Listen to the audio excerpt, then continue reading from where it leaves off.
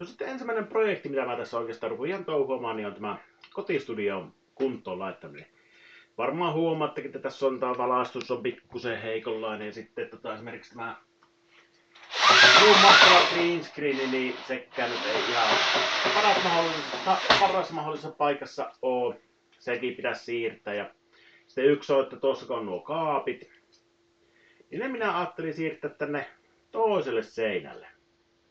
Ihan vaan sen takia, että sen jälkeen mä saisin tuohon kaappien tilalle saisin tuon työpöytäni. Se on justiinsa menee niin millilleen tuohon, että se olisi niinkö, no ei nyt millilleen, mutta sentilleen tuonne tuohon tilaan niin mainiosti, niin minä olisin, sitä minä rupean siirtämään. Sitten saisi vielä yhden kaapin lisää, kun tuohon ei oikein mahu, kun tuossa on tuo ovi. Ja se, miksi minä nyt sillä rupean tekemään, niin se nyt johtuu vähän siitä, että kun tuo vaimo lähti viikon lomalle ja sitten kun se nyt oli vähän sitä mieltä, että ei ole mitään järkeä siinä siirtämisessä, niin sehän on se vanha viisaus, että on paljon helpompi pyytää anteeksi kuin lupaa, niin minä ajattelin, että nyt kun se on vaimo on lomilla, niin minä pistän vasaraa hommiin ja rupean tekemään sitä siirtoa. Ja se on taas insinööri lifestyle. Ja nyt tämä on ekana projektina on tämä itse tämän huoneen rakentaminen semmoiseksi, että tämä on tosi mahdollisimman hyvä ja helppo tehdä näitä videoita ja se videoiden laatu tulisi olemaan mahdollisimman hyvä. Sitä varten mä oon ensimmäisenä miettinyt, että nämä kaapit tästä siirtelen tuonne toiselle puolelle ja sitten kaappien tilalle tulee mun komentokeskus, eli toi tietokonepöytä tarvikkeineen. Se mitä tämmöisessä remontissa nyt sitten kannattaa erityisesti huomioida, niin no ensinnäkin vaatteet kannattaa olla semmoiset vähän huonommat. Mä oon tietenkin onnekas, kun mä oon insinööri, niin mulla ei mitään muuta olekaan kuin huonoja vaatteita. Toinen sitten on, mitä kannattaa miettiä, on sitä, että kun lähtee tähän projektiin, niin ei heti ensimmäisenä tee mitään semmoista, mikä on peruuttamatonta. Vaan lähtee liikkeelle semmosesta, että tarvittaessa niin peli voidaan viheltää poikki ja sitten perua se, mitä ollaan siihen mennessä saatu tehtyä.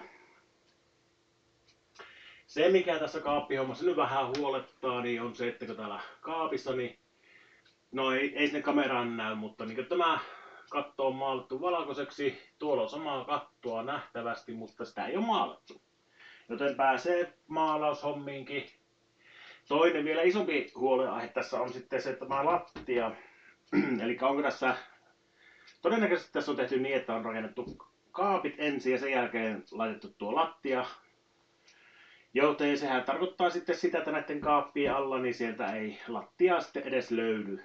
Siis tämmöistä hienoa lattia, mitä kehtaa jättää. No mulla on muutamia tommosia lattia palasia on tuolla jemmassa kyllä, että sillä pääsee vähän alkuun, mutta ei sitä välttämättä hyvää saa sillä tavalla, mutta se jää nähtäväksi. Jos oikein hyvä tuuri käy, niin sittenhän tämä on tehty niin, että on ensin tehty lattia ja sen jälkeen vasta rakennettu kaapit. Mutta on melko varma, että niin hyvää tuuria ei käy. Mutta lähdetään ensimmäisenä tuohon tavaroiden poistamiseen. No siinä ei kauaa mennyt, niin nyt mä jo näen täällä uusia uhkakuvia, että tuo takaseinä. Sitä ei tietenkään ole maalattu. Pääsee sitäkin maalaamaan. Vähän saa lisää varata sitten aikaa siihen touhuun, mutta jospa se siitä.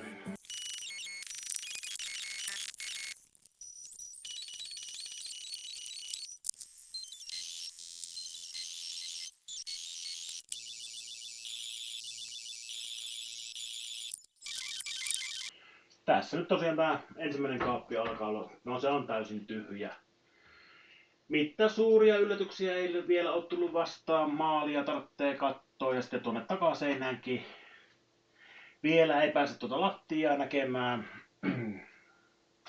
Se vaatii jo purkamista, mutta eikä tässä sitten taas seuraava kaapin kivi.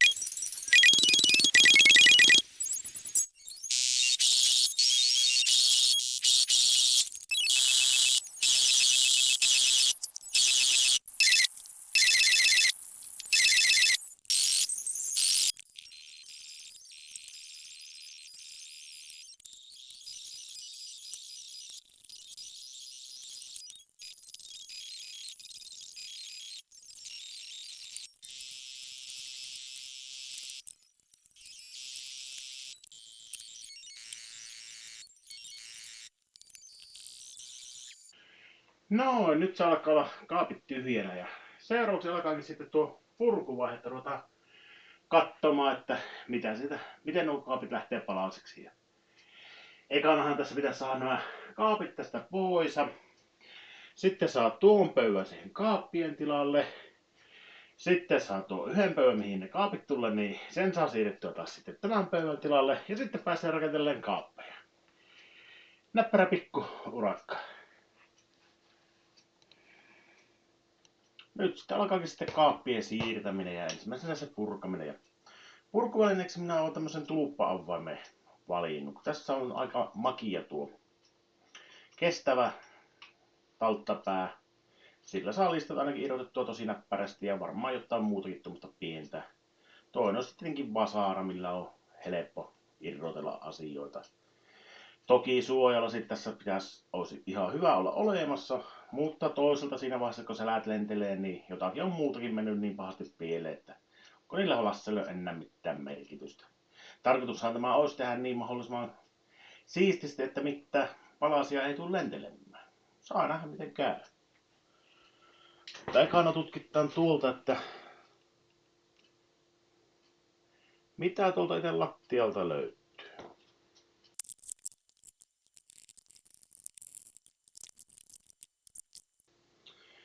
Eli nyt kun tässä on päässyt tutkimaan tarkemmin, että millainen tuo on, niin sitä tässä vaiheessa nyt tietenkin voisi myöntää, että kyllähän se vaimo on ollut oikeassa, että ei siinä ole järkiä tuossa siirtämisessä. On mulla tässä vielä useampi päivä aikaa, että voihan minä sen kumminkin yrittää tehdä, vaikka siinä ei kyllä järkiä sinällään ole. Tuossa on tuo lattiahomma, niin se meni justiin niin, miten minä vähän epäilinkin, että se on tuo kaappi rakennettu vanhan lattian päälle mahdollisesti ja sitten myöhemmin laitettu tuo parketti tuohon paikalle ja näin ollen se on tietenkin sitten tuo parketti kiertää tuon kaapin nätisti. Mulla on kumminkin samaa parkettia jonkun verran tuolla jemmassa. En tiedä onko riittävästi ja toiseksi en tiedä yhtä, tuleeko siitä miten nättiä, kun se sitä laittaa sitä sekalaista silippua tuohon. Mutta sitten taas toisaalta niin lisää parkettiahan saisi tuosta, kun nuo kaapit siirtyy tuonne toiselle laajalle, niin sieltä saisi lisää parkettia halutessaan, tarvittaessaan. Ja on tässä tietenkin semmoinenkin vaihtoehto, että tämä lattia ihan uusiksi. Mutta semmoiseen minä en tähän hättään kyllä lähde, kun siinä pitäisi purkaa koko huone ja sitten rupeaa kyllä aikataulu paukkumaan siihen malliin, että vaimo kerkiä tulla kotiin ja keskelle remonttia ja siinä saa sitten olla naama punaisena selittelemässä, että mitä minä olen touhuamassa. Ei siis hyvä, mullahan on oikein hyvä vaimo, mutta se välillä puhuu järkiä asioihin ja kun se järjen puhuminen näissä projekteissa, niin se ei ole aina se paras vaihtoehto tai mukavin. Mutta kaipa minä vaan lähden jatkamaan tätä purkamista ja katson miten itse kaappi tuosta lähtee purkkautumaan.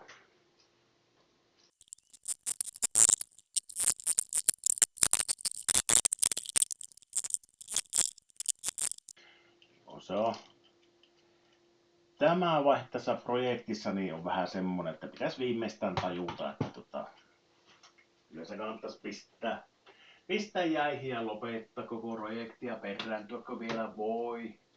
Ja niin minä tekisinkin, jos olisin viisas mies, kun eihän minä oo. Täällä on melko julmia nauloja käytetty, mikä on sinällä ihan näppärä. Siinä mielessä, että ei tarvi ruuvoja etiskellä. Ja sen vertaa meteliä tuosta tulee tuosta touhusta, että kyllä ne kuulosuojamat on hyvä olla.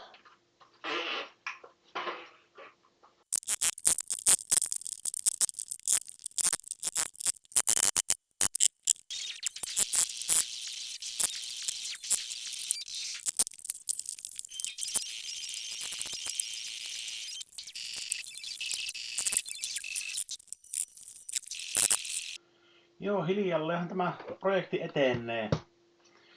Harmittaa vaan, kun jossakin on purkurautakin, vaikka eihän minä sitä löyä. Ja no, uutta ei kehtaa ostaa tämän takia. Enkä minä voi vaimollekaan soittaa, että missä se oikein on, kun sillähän menisi lomaa pilalle. Ja siitä tulisi kuitenkin kysymyksiä, mihin minä en välttämättä halua antaa vastauksia. Vähän sama juttu, kun miettikää itse omalle kohdalle, että olisitte mukavalla etelän lomalla ja sitten lapsi soittaa, että missä on se kiristysside, millä saat tyrehdyttyä rankankin verenvuodon. Niin. Ja sitten kun kysyy, että no mihin saa sitä, niin en mihinkään. Niin. Kyllä siinä niin loma menee vähän pilalle, että kun miettii, että mitähän sillä oikein tapahtuu. Niin ei sitä viiti toisen lomaa pilata sillä, että soittelee tuommoisia typeriä, että missä on purkurauta. No se on kumminkin, että siitä tulee niitä kysymyksiä.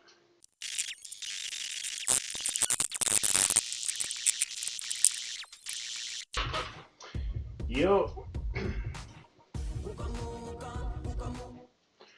Eli nyt tuo alkaa jo paljastua pikkuhiljaa, millainen tuo homma on. Sehän on tehty sillä tavalla, että ensin on valettu tuo lattia ja sen jälkeen on rakennettu kaapit. Sen jälkeen on laitettu sen jälkeen on laitettu lattia. Sitten jossakin vaiheessa sen lattian päälle on vielä laitettu tuo uusi parketti. Eli ihan betonille asti pitäisi mennä, jos haluaa justiinsa samanlaisen, mutta kyllä minä tuo rakentamisen rupian tekemään niin, että se menee tuohon. Rakennan tähän parketin päälle. Millä minä tuo vanhan betonin tuun täyttämään, niin se nyt on sitten tietenkin asia erikseen ja en ole ihan varma, että millä se sen saa hoidettua alta pois. Tässä nyt näkyy jo hyvin tuokin, että miten verran tässä nyt maalia sitten ruvetaan tarvimaan. Ja tuolla yllällä on tuommoinen paikka, mitä ei ole maalattu ollenkaan. Sitten tuo takaseinä kokonaan. Ihan ylhäältä alas asti. Tuota kohtaa minä en tuu saamaan noin netiksi, mitä se on ollut, kun tuossa on tuo raita. Ehkä minä sitten maalailen vähän enemmänkin ja maalaan vaikka koko seinän valkoisella ja poistaa sitten tuon harmaa ja valkoisen välissä oleva raitasysteemi. Kyllähän tämä on melkoinen työmaa ja kyllä se niin oli, että vaimo oli viisaampi, kun sanoi, että ei kannata siirtää noita kaappeja. Mutta näin sitä taas huomaa, että kun ei uskonut viisaampia, niin siitä sitten kärsii. Tietenkin tässä vaiheessa voisi periaatteessa jo vielä yrittää perua kaiken. Kova homma se peruminenkin olisi tässä vaiheessa ja ei siitäkään nyt enää nättiä sitten tietenkään saisi. Että kyllä minä taidan vettää tämän projektin loppuun asti joka tapauksessa. Vaikka siinä nyt minä alan itsekin olla sitä mieltä, että ei siinä järkiä ole.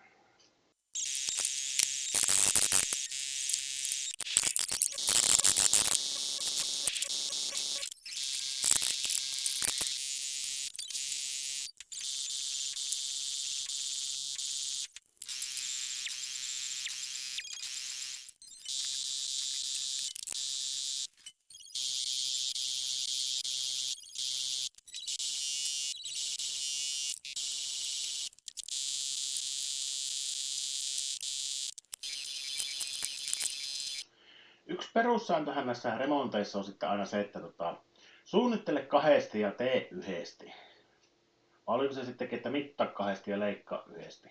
No en minä ole ihan varma kumpi se oli, mutta sen takia minä teinkin hommat vähän väärin.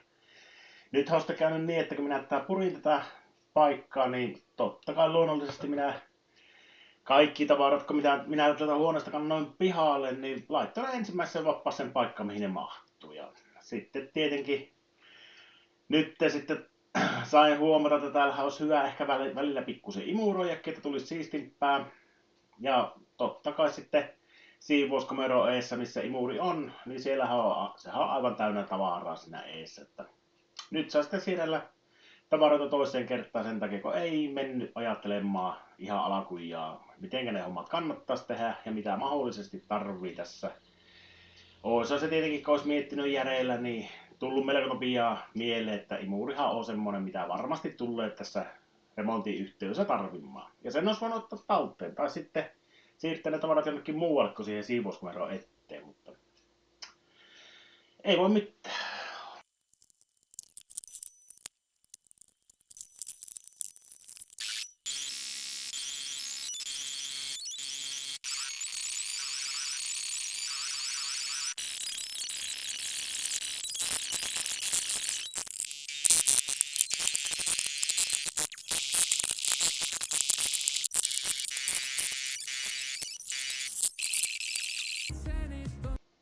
No, tämä ei ole maksettu mainos, mutta kävin tuossa Bauhausissa kääntymässä ja ostin sitten vähän maalia, valkoista maalia tähän ja jonkun verran pakkelia ja sitten lattia, että saa tuon aukon tuolta paikattua. No näkyy se myöhemmin paremminkin. Enpä nyt rupea näyttämään. Ja sitten seuraavaksi alkaakin tuo maalausurakka ja lattian tekeminen. Vaihtoon minä tässä sitten housutkin, kun sattuu löytymään nämä vanhat kunnon remonttihousut. Ehkä sillä saa muutama lisäpisteen, että vaimo on vähän tyytyväisempi, kun mä sotken nämä remonttihousut enkä suinkaan niitä minun työvaatteita. Teepaittaa ei mennyt vaihtamaan, kun valkoisessa paijassa, niin eihän siinä valkoinen malli tietenkään edes näy.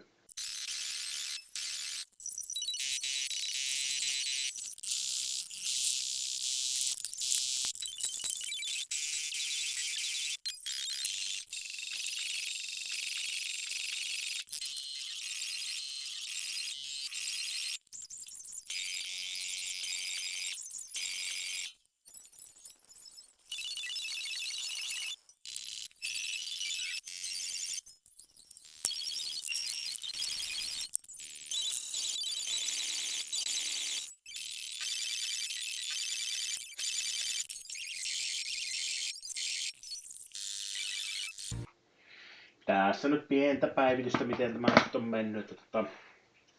Maalaaminen on ihan kohtuullisesti edennyt. Kivasti alkaa olla maalia seinässä. Saattaa olla, että tuo sävy on pikkusen eri, mitä se vanha sävy on ollut. Saa nähdä, mitä tapahtuu, kun se kuivuu. Eihän minä tietenkään mitään oikeaa sävyä kaupasta osannut ostaa, niin ostin sitten summassa jotakin. Maalarin valkoinen kuulosti hyvältä, niin minäpä ostin semmoista sitten. Mitä tästä maalaamisesta nyt voisi vinkkejä kertoa, jos joku on kiinnostunut, niin tietenkin ammattilaiset, niin nehän suojaa kaiken ensin. Minä en ole ammattilainen, niin minähän mitään suojannut alkuun. Suojaamalla saa niin paljon nätimmästi tuon, miten maalaus on tehtyä. Sitten tietenkin oikein kokoiset pensselit, niin ne on ihan hyvät. Hokasin tuossa, että nuo putkien taukset, niin ne on aika vaikea noilla tämmöisillä vehkeillä maalata, mutta hain sitten pensseliä sitä varten.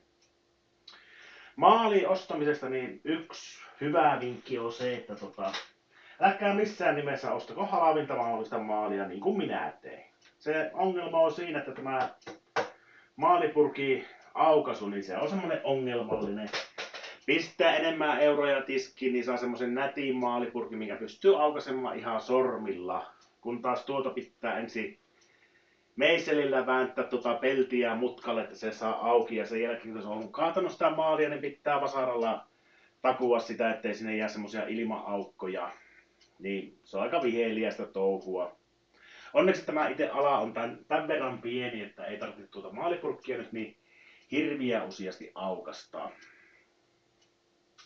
Sitten tietenkin maalia kannattaa vettää parikin kertaa mahdollisesti. Riippuu miten hyvin se sitten peittää ja miten hyvin tuo tausta sieltä läpi paistaa. Sitten toisin kuin mitä minä tähän mennessä olen tehnyt, niin maalihan kannattaa tehdä niin, että se vettää täältä allalta asti ja sitten vettää semmoisilla pitkillä vettoilla tuonne ylös asti ja semmoisia mahdollisimman pitkiä liikkeitä. Se johtuu yksin siitä, että kun tekee tämmöistä siksakkia, pientä liikettä, niin sitten tavallaan niiden sen liikkeen ja seuraavan liikkeen rajaa niin saattaa jäädä näkyviin. Mutta kun tekee tämmöisiä pitkiä vetoja, niin sitten ainakin se allalta ylös menee semmoista yhtenäistä viivaa. Sitten kai tässä on mitään muuta kuin jatkaa vaan touhuamista.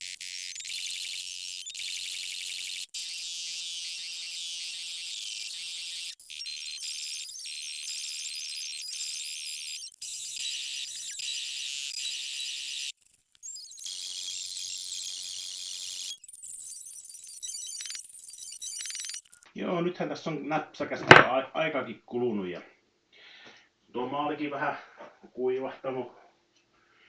Tässä kattelee vähän jälkiä. Kuten näkyy, no itse asiassa se varmaan näkyy videollakin, niin tämä alaosa, mikä on maalattu vasta yhteen kertaan, niin se on aika hirvien näköinen.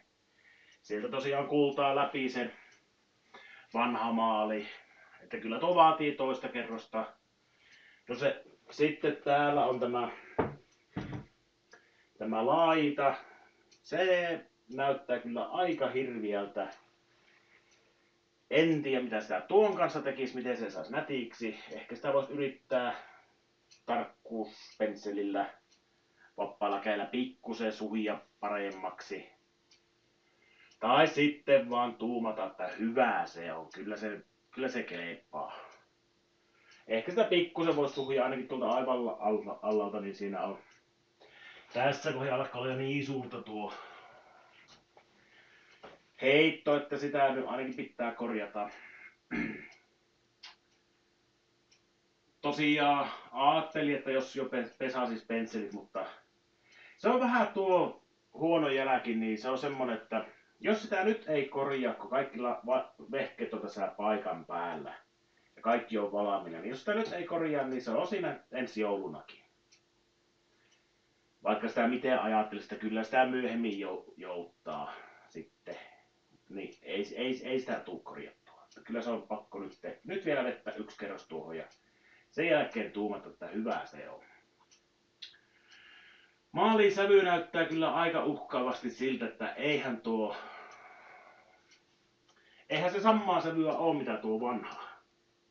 En tiedä muuttuuko se tuosta vielä, kun se sitä kuivahtaa, mutta tällä hetkellä niin tuohan näyttää melkein harmaalta nämä uusi maali. Kun taas tää vanha on ihan valkoista. Lähinnä se, että kun se näyttää harmaalta, niin sitä minä mietin, että onko se sitten vielä niin märkä, että johtuuko se siitä vai mikä tässä on homman nimi. Tuolta voisi tietenkin pikkusen vielä parantaa. Näyttää hitusen huonolta.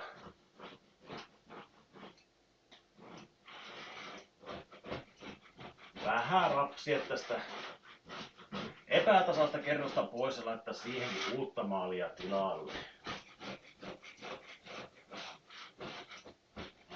Pohjatyöthän kannattaa tehdä sitten aina ennen kuin rupeaa maalamaan, niin ei tarvitse jälkeenpäin tehdä. Mahdollisimman hyvin kannattaa tehdä ne pohjatyöt. Meinaa tässä vaiheessa kun rupeaa tekemään pohjatyötä, niin siinä kaikki se työ mitä on tehnyt siihen mennessä se on mennyt täysin hukkaan ja sitten pahimmillaan tässä tulee vielä sitäkin, että kun tulee näitä moskia, niin se sitten tarttuu tuohon vastamaalattuun maaliin ja sitten siitä tulee epätasainen. Itse asiassa yksi homma mikä tässä on ongelma on tietenkin se, että tuo hemmetin pakkeli, niin sitä kun minä laittoin, niin siinähän on tietenkin semmonenkin juttu olemassa kuin kuivumisaika. Se lukee tässä paketissa jossakin.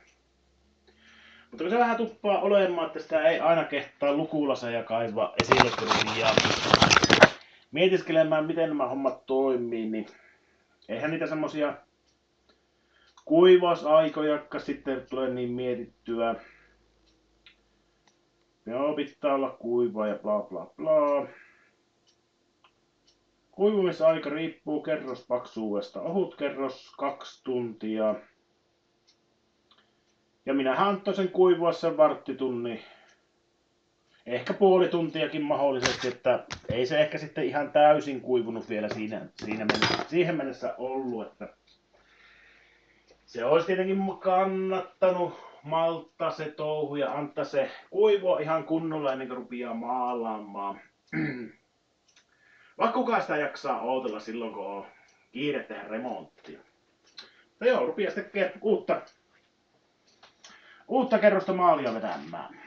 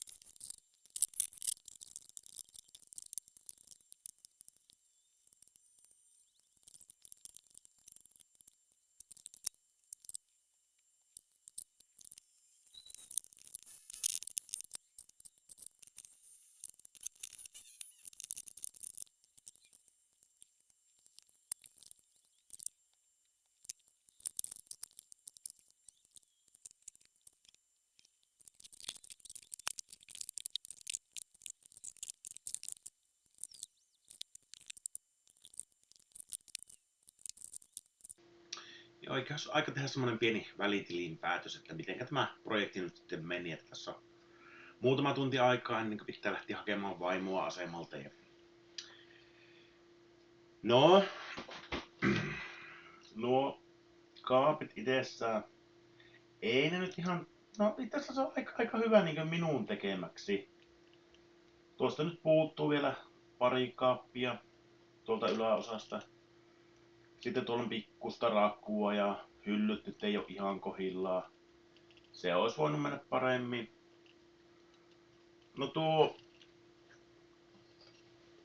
sivupöytä, siitä minä kyllä tykkään. Siinä on sitten taas semmonen pikku ongelma, että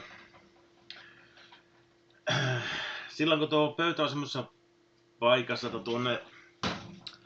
tuonne elektroniikkaromukaappiin pääsee ja sitten tuonne harrastekaappiin pääsee, niin sitten tänne huoneeseen ei pääse. Että pitää varmaan jonkinlainen pyöräsysteemi mahdollisesti asentaa tuohon pöytään tai sitten joku semmonen yksinkertaisesti vaan pienentää sitä pöytää. Sekin on tietenkin yksi vaihtoehto. No tämä pääpöytä, siitä mä oon tyytyväinen. Toinen sivupöytä, no siinä on edelleenkin nyt sileä ja reitit, niin pitää siirtää johonkin muualle. Ja sitten roinaa on vielä tuommoinen yksi laatikollinen siivottavana.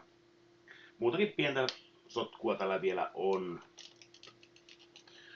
Mutta kaiken kaikkiaan niin ihan tähän saa tyytyväinen olla. Ja tosiaan viime yö meni sitten sillä tavalla, että ei kerennyt nukkumaan ollenkaan, kun piti vääntää näitä systeemeitä lopulliseen kuntoonsa. Eilen oli tosiaan vähän semmoinen tilanne, että vielä keskiyölläkin niin oli nuo kaikki, no itse asiassa aamulla, tänään aamunakin oli vielä kaikki tavarat tuolla ympäri taloa ja kun sain viimein nuo kaapit sitten kuntoon, niin sain tuotua tavaratkin sitten tänne sisälle ja siivottua tämä itse talonkin, niin näyttää siltä, että on ollut kiltisti enkä mitään typeryyksiä tehnyt. No toki nuo kaapithan näkyy heti, mutta se olisi ollut hirviä sokki, jos olisi ne tavarat vielä jäänyt sinne tuonne ympäri taloa, niin siitä olisi saattanut metelin nousta. Mutta joo, tämä oli ihan hauska ja mukava projekti. Sitä mä mietiskelen noista kaapeista, että pitäisikö ne vielä maalata vihreäksi ja saisiko siinä sitten semmoista green screen efektiä aikaiseksi. Vai käytänkö vaan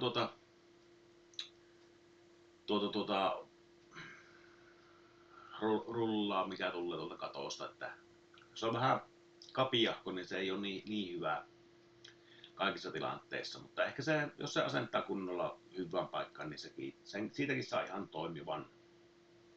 Mutta näppärämpihän se olisi, jos tuossa kaappien eessä voisi tanssia niin, että sitten taustana olisi mitä haluaa.